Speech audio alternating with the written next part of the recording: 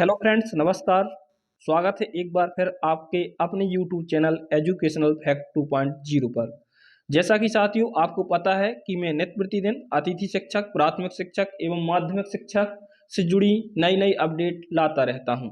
तो साथियों उसी के क्रम में पिछली वीडियो में हमने आपको छत्तीसगढ़ अतिथि शिक्षक स्थायीकरण मॉडल और पिछली वीडियो में आपको हरियाणा मॉडल के बारे में चर्चा की थी। तो साथियों उसी के क्रम में आज हम बिहार अतिथि शिक्षक स्थायीकरण मॉडल के बारे में चर्चा करेंगे। वहाँ पे अतिथि शिक्षकों का कैसे स्थायित्व हुआ, क्या नियम थे और क्या एमपी सरकार भी उसको लागू कर सकती है। तो आइए साथियों, क्या नियम थे, कैसे उनका स्थायित्व हुआ, उसको एक एक करके अवलोकन कर लेते हैं। बहुत इंपॉर्टेंट है क्योंकि आपको सभी रूल्स पता होना चाहिए, तभी आप सरकार के समक्ष अपनी बातों को रख सकते हैं एवं अपना स्थायीकरण करवा सकते हैं। तो आइए साथियों अवलोकन कर लेते हैं। बिहार अतिथि शिक्षक स्थायीकरण model, Bihar guest teacher regularisation model क्या था? बिहार सरकार ने अतिथि शिक्षकों को गेस्ट टीचर्स के लिए प्रत्यक्ष स्थायीकरण नहीं किया था, लेकिन एक विशेष समायोजन वरीयता मॉडल अपनाया, जिससे लंबे समय से कार्यरत अतिथि शिक्षकों को लाभ मिला। साथियों वहाँ पे उन्होंने डायरेक्ट रेगुलर नहीं किया था, डायरेक्ट स्थायित्व नहीं किया था, लेकिन उनको बहुत सारे लाभ दिलवाए, जिससे बहुत सारे अतिथि शिक्षक ही परमानेंट हो गए। देखिए कैसे। बिहार में अतिथि शिक्षकों को सीधे स्थायी नहीं किया गया, बल्कि उन्हें नियमित शिक्षक भर्ती प्रक्रिया में विशेष लाभ दिया गया। अर्थात साथियों उनके स्थायीकरण करने का जो तरीका था वो कुछ अलग था। उन्होंने क्या किया कि स्थायित्व करते डायरेक्ट तो उसमें कुछ अतिथि शिक्षकों को लाभ मिलता, कुछ को नहीं मिलता। ऐसे में उन्होंने संशय की स्थिति में उन्होंने भर्ती प्रक्रिया में ही भरपूर लाभ दिया, जिससे उनका स्थायीकरण होना संभव हो सका। कैसे, आइए अवलोकन करते हैं। मुख्य प्रावधान उन्होंने किए, की पॉइंट्स। पहला पॉइंट था अनुभव के आधार पर अतिरिक्त अंक, प्रत्येक वर्ष की अतिथि सेवा पर अतिरिक्त बोनस अंक दिए गए, अधिकतम सीमा तय की गई।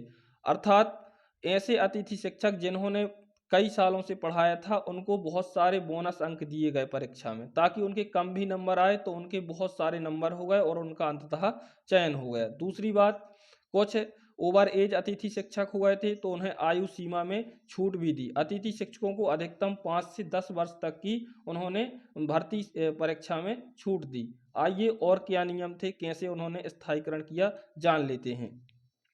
इसके बाद उन्होंने प्राथमिकता प्रेफरेंस, समान मेरिट होने पर अतिथि शिक्षक को प्राथमिकता दी। अर्थात ऐसे कैंडिडेट जिनके समान अंक होते थे, परंतु जो फ्रेश कैंडिडेट था उनको न लेके उन्होंने अतिथि शिक्षक को प्राथमिकता के क्रम में रखा और उसका चयन किया। तो ऐसे भी अतिथि शिक्षक का स्थायीकरण हो सका। इसके बाद दूसरा बिंदु क्या है? शैक्षणिक योग्यता अनिवार्य, टेट एस्टेट पास होना जरूरी। नियमानुसार शैक्षणिक योग्यता आवश्यक है और उन्होंने शैक्षणिक योग्यता से कोई रिलैक्सेशन नहीं किया। उन्होंने एकदम क्लियर स्पष्ट लिखा है कि जो टेट वहाँ का था वो पास होना जरूरी था, चाहे वो सी टेट हो या एस टेट। ऐसे अभ्यर्थियों को उन्होंने रेगुलराइजेशन की कैटेगरी में रखा। इसके बाद और नियम क्या थे, आइए जान लेते हैं। भर्ती की प्रक्रिया क्या थी? भर्ती की प्रक्रिया जो थी नियमित शिक्षक भर्ती परीक्षा और मेरिट लिस्ट के आधार पर उन्होंने भर्ती की। इसके बाद दूसरी जो प्रक्रिया अपनाई, बोनस अंक जोड़कर संशोधित मेरिट सूची तैयार की। उन्होंने जो अतिथि शिक्षक परीक्षा में शामिल हुए उनको बोनस अंक दिए और उनको मेरिट क्रम में रखा। इस प्रकार से भर्ती की प्रक्रिया अपनाई। तीसरा, अंतिम चयन योग्यता प्लस अनुभव के आधार पर उनका चयन किया। जिस प्रकार अपने मध्य प्रदेश में स्कोर कार्ड में जो अंक जोड़ते हैं, उन्होंने भर्ती प्रक्रिया में एक्चुअली में अच्छे अंक दिए, जिससे अतिथि शिक्षकों का ज़्यादा से ज़्यादा चयन हो सका और इस प्रकार से वहाँ के अतिथि शिक्षक सब समायोजित हो गए और उनको अच्छा खासा वेतन मिलने लगा और आज वो स्थायी कैटेगरी में भी आ रहे हैं एवं उनको भत्ता, महंगाई भत्ता एवं अन्य सभी सुविधाएं जो डीए ये होता है वो सब मिल रहा है। तो आप सभी अतिथि शिक्षक जो मध्य प्रदेश के हैं, आप सब लोग भी प्रयास करें, जो अभी भर्ती परीक्षा हुई है या तो उसमें अच्छे बोनस अंक प्राप्त करवा लें या तो आप अनुभव के आधार पर कोई टेट पास हो, टेट पास होना तो ज़रूरी है, आप उन्हीं को ही ले सकते हैं।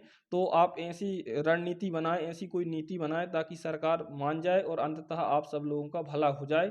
और आप फ्रेश में होना चाहते हैं तो ऐसा होना संभव नहीं है, क्योंकि अतिथि शिक्षकों की संख्या ज़्यादा है। तो टेट पास होना तो अनिवार्य है, इसलिए आप सब लोग ऐसा ही प्रयास करें कि जो अतिथि शिक्षक टेट पास हैं या उनकी विभागीय परीक्षा लें, जिससे ज़्यादा से ज़्यादा अतिथि शिक्षकों का मध्य प्रदेश में भी चयन हो सके। तो साथियों, यह बिहार का मॉडल था जो मैंने आपको बिंदुवार समझाया है। यह मॉडल समझकर आपको कैसा लगा, आप कमेंट्स बॉक्स में अपना रिस्पॉन्स जरूर लिखें। तब तक के लिए नमस्कार, जय हिंद, वंदे मातरम।